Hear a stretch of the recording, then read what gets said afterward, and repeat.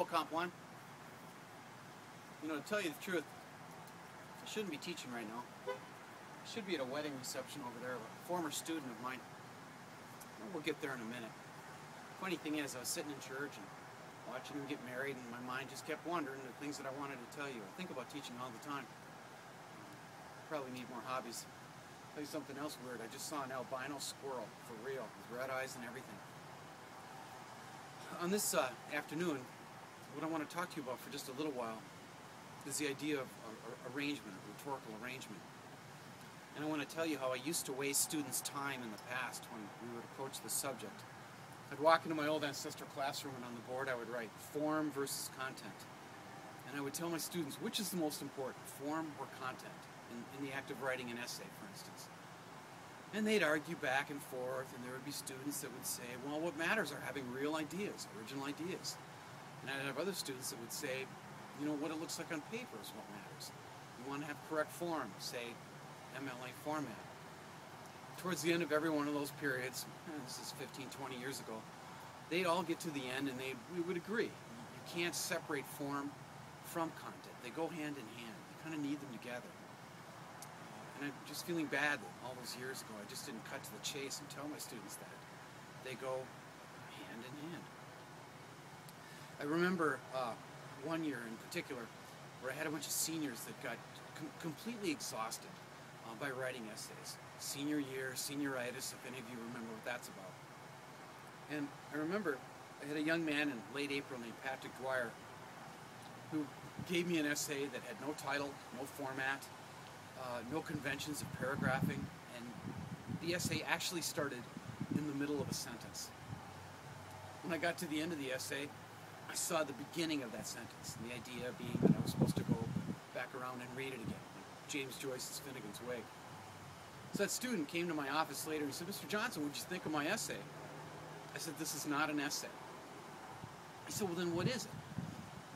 I didn't really have an answer, so I said, this is bebop jazz, okay? It's bebop.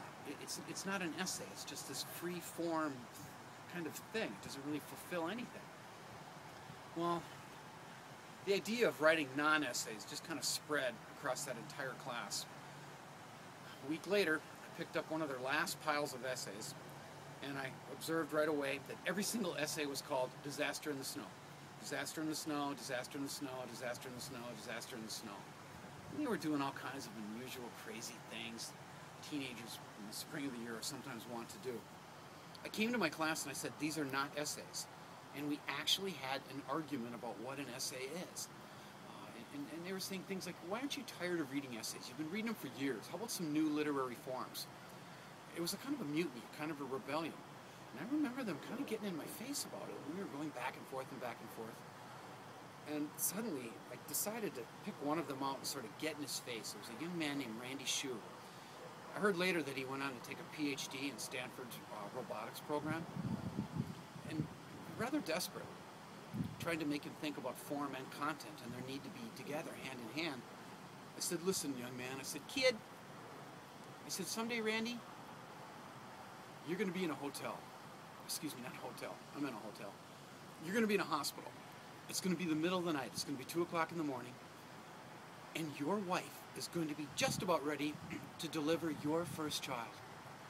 I told that young man, in that moment, at 3 o'clock in the morning, when your first baby's about to be born, form is really going to matter. You're going to want to see a baby with one head, not two. Fingers, toes, 2 arms, not 3, 2 legs, etc. There's an expectation that you're going to have a baby that looks like a baby. And that young man agreed right then and there that form really mattered. Kenneth Burke, one of my favorite teachers, said in the late 30s that form is the fulfillment of a desire, or the arousal and fulfillment of a desire. It reminds me of something Borges said. He said, trees desire to be trees, tigers to be tigers, stones to be stones. When we approach anything that has a particular form, we expect that form to be fulfilled. Now I'm going to go on this wedding reception for a little while, and all the conventions of a wedding are going to be there. There's going to be a reception line, and I expect to see that because it fulfills the form of a wedding. I don't know if they'll do that nonsense where they steal the bride and groom and stuff.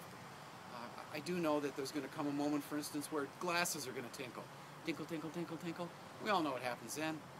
Anciently, someone might stand up and make a speech, or if we're lucky, maybe we'll get to watch the bride and groom kiss.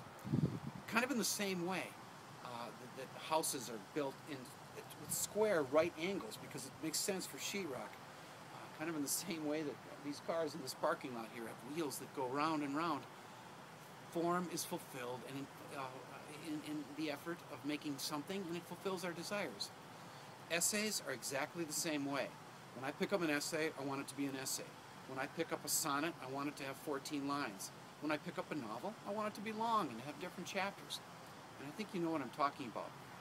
The problem with essay writing in school, and every one of you knows this, I don't care how old you are, is that the form of the essay is so beaten nigh unto pulp into young people's minds that they can only fulfill form. And when they do it, they're formulaic, right? How many of you have heard this? That an essay should have 5 paragraphs. An introductory paragraph, 3 body paragraphs, and a conclusion that reiterates the thesis.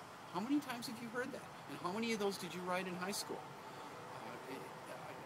Or to put it another way, and to mess with this and to push back against this idea a little bit, why would you write a conclusion that restates something that the writer just read on the previous page? As an unmedicated ADHD adult, I can tell you I don't need to be told what I just read. Maybe the conclusion can do something new, throw a problem in the lap of a reader. Maybe the essay can be 6 paragraphs. Maybe it can be 7. Maybe it can be 4. I once told 16 students at the St. John's University in the 90s that could not write nothing but 5-paragraph essays. I said, you know what? I forbid you to write a 5-paragraph essay. It's got to be 6. And sparks and wires and smoke and fuses, blown fuses started coming out of the backs of their heads. They couldn't do it. So I guess the message of this little lesson is, arrangement-wise, yes, the 5-paragraph essay does indeed work. It does indeed work to have an introductory paragraph, 3 body paragraphs, and the reiterative conclusion.